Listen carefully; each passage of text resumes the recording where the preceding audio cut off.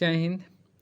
आज हम लोग एसएससी एमटीएस 2023 के सेट नंबर 7 को यहाँ पे डिस्कस करने वाले हैं। टोटल जो एग्जाम हुआ था आपका 57 शिफ्ट में एग्जाम हुआ था और हम इसके 7वें नंबर पार्ट को डिस्कस करने वाले हैं। चलिए स्टार्ट करते हैं पहले क्वेश्चन से।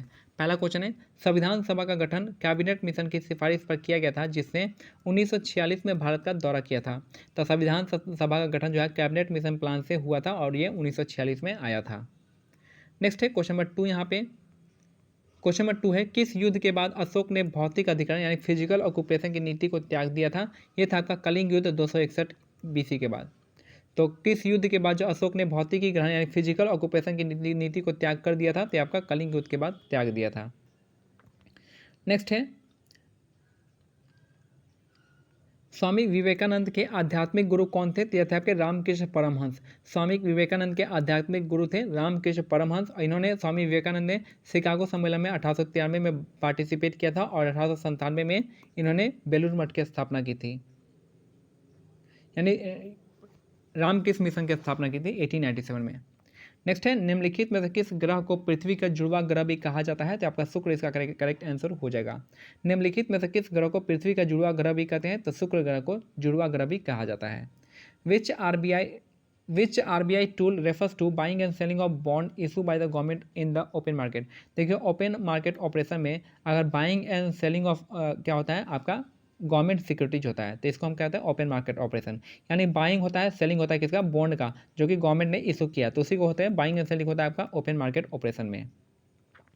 नेक्स्ट है, निम्नलिखित नृत्य शैलियों में से कौन सी मूल की रूप से तमिलनाडु के मंदिरों में देवदासियों द्वारा की जाती थी और इसलिए इसे दासी अट्टम के नाम से जाना जाता है? तो भारतनाट्यम इसका करेक्ट आंसर हो जाएगा।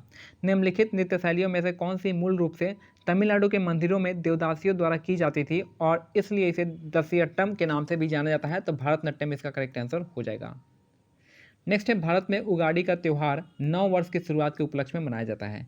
भारत में उगाड़ी का त्यौहार नव वर्ष की शुरुआत के उपलक्ष्य में मनाया जाता है, याद रखिएगा। तो उगाड़ी का त्यौहार कहाँ कहाँ मनाते हैं? तो कर्नाटका में, आंध्र प्रदेश में, तेलंगाना में, इन 3 राज्य में हम मनाते हैं। नेक्स्ट है, खेलो इंडिया यूथ खेल का 5वां संस्करण वर्ष 2023 में कहाँ पे आयोजित किया गया है? तो ये आपका मध्य प्रदेश में आयोजित किया गया है। खेलो इंडिया यूथ गेम का 5वां संस्करण मध्य प्रदेश के इंदौर में आयोजित किया गया है। नेक्स्ट है, यहाँ पे बैलेंगोलसस प्राणी जगत के निम्न में से कौन से संघ में से संबंधित है? तो आपका हेमिकॉर्डेट से। तब बैलेंगोग्लोसस जो है आपका हेमिकॉर्डेट से संबंधित है। नेक्स्ट है, बाबर ने महमूद लोधी और सुल्तान नुसरत शाह को 1529 में घाघरा के युद्ध में हराकर भारत में मुगल शासन की स्थापना की थी। बाबर ने मोहम्मद लोधी और सुल्तान नुसरत शाह को 1529 में घाघरा के युद्ध में हराकर मुगल शासन की स्थापना की थी।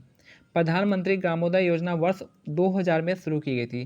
प्रधानमंत्री ग्रामोदय योजना 2000 में स्टार्ट हुआ था। प्रधानमंत्री ग्रामोदय योजना 2000 में। नेक्स्ट है, मशहूर कलाकार सितारा देवी की 101वीं जयंती पर निर्माता राजसी आनंद ने उनके जीवन पर एक चलचित्र बनाने की घोषणा की है। सितारा देवी एक क्या है? कथक नर्तकी थी। सितारा देवी कैसी थी? कथक नर्तकी, इसका करेक्ट आंसर हो जाएगा। नेक्स्ट है, निम्नलिखित अधिनियमों में से किस अधिनियम ने द्वैध शासन की शुरुआत की, अर्थात कार्यकारी परिषद और लोकप्रिय मंत्री दोनों का शासन था? ये था आपका यहाँ पे मॉन्टेगू चेम्सफोर्ड रिफॉर्म, इसका करेक्ट आंसर हो जाएगा। इसी को मॉन्टफोर्ड रिफॉर्म कहते हैं।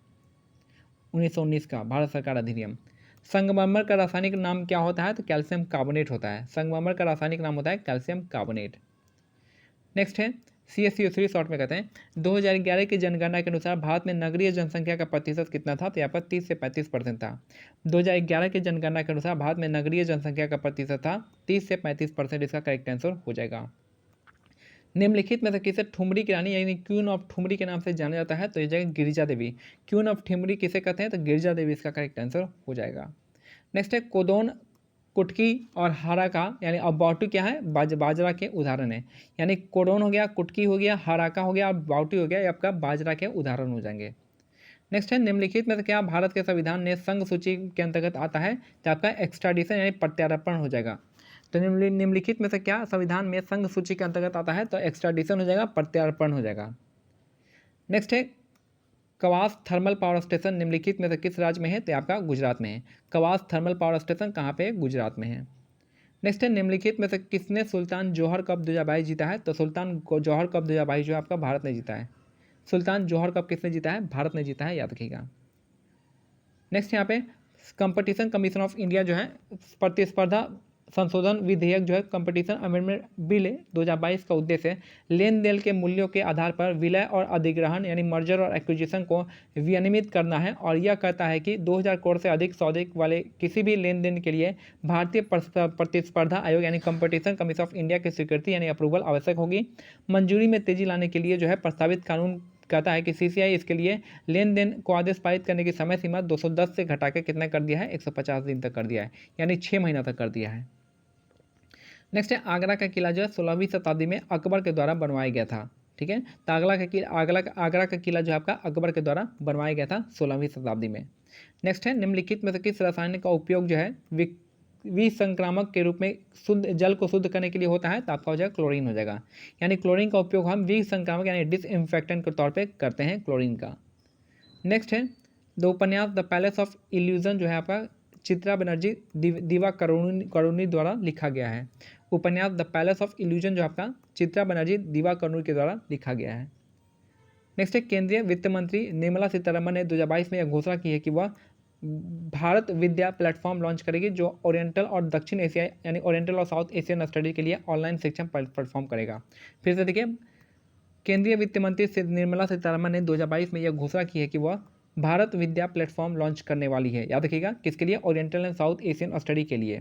ठीक है, तो ये मेरा आज का सेट कंप्लीट होता है। मिलते हैं अगले सेट में, तब तक के लिए क्या करना है, टेलीग्राम चैनल का लिंक जो है दे दिया गया है और वहाँ पे इस पीडीएफ को डाउनलोड कर लीजिएगा। मिलते हैं अगले वीडियो में। जय हिंद, जय भारत, धन्यवाद।